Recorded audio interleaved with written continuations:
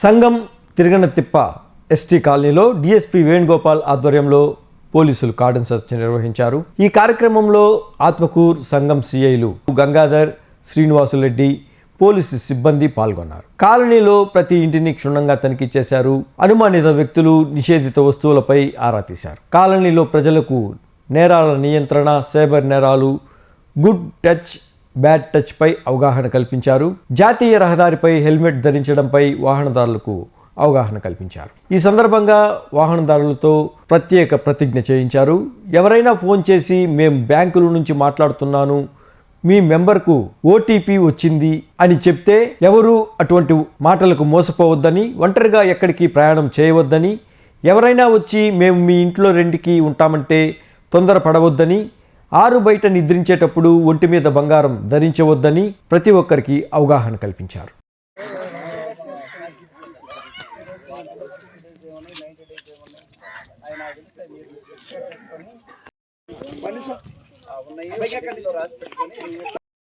గమనించండి, ఇవన్నీ ఈ రోజు రాకపోవచ్చు, నెల తర్వాత ఒక ఇల్లు ఉంటది, ఇల్లు ఖాళీ ఉంటది, 500, 1000 లేకపోతే 2000 వస్తాయని మనం తొందరపడి ఇచ్చేస్తాము. వాడు ఎవడో తెలియదు, ఎవడో బట్టి వాడికి ఇచ్చేస్తాం.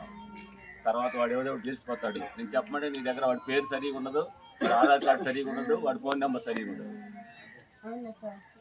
అది అందుకని అవన్నీ కూడా మీరు గమనించుకుంటా, మీ చుట్టుపక్కల ఏమున్నాయి గమనించుకుంటా, ఏదన్నా అవసరం అయితే మాకు చెప్తా ఉండాలి.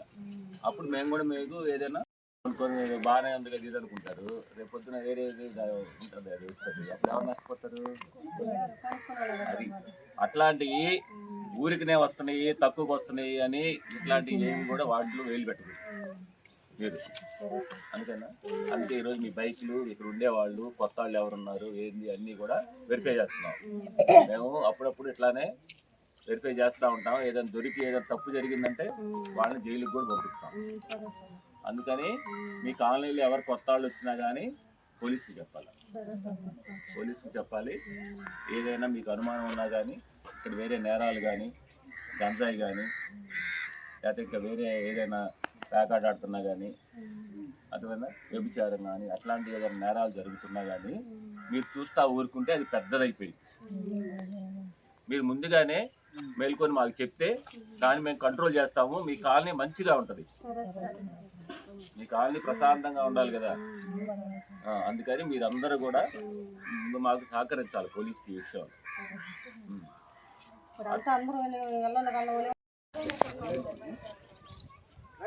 పొలాల పనులు అందరూ నెల్లూరు ఉన్నారు, ఎవరన్నా నెల్లూరు పనికి కానీ కృషి, బాత్మెంట్, ఎలక్ట్రిసిటీ అట్లే లేదా?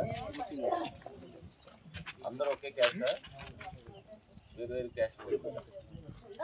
ఇప్పుడు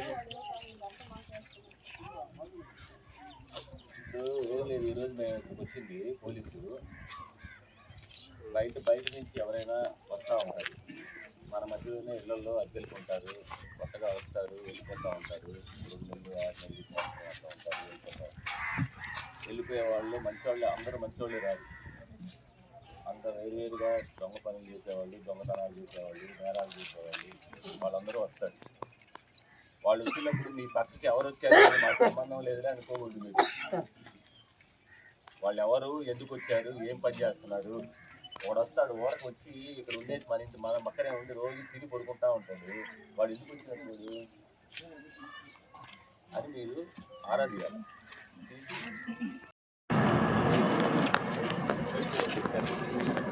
పైన వస్తున్నారు చూడు, రెండుగా కడికి పైకి వెళ్ళిపోతున్నాడు, నాని వాడులు కలుపుతున్నాడు.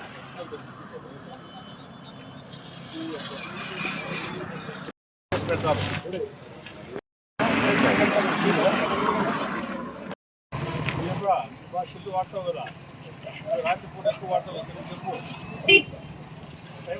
ఏంది చెప్పు,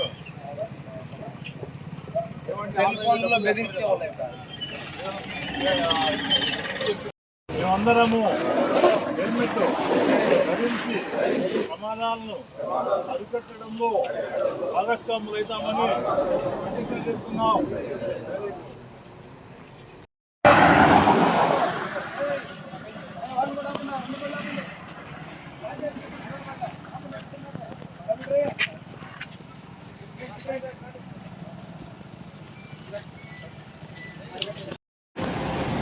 ఎవరు మీకోసమే కదా అది హైవేలో పోతున్నారంతా.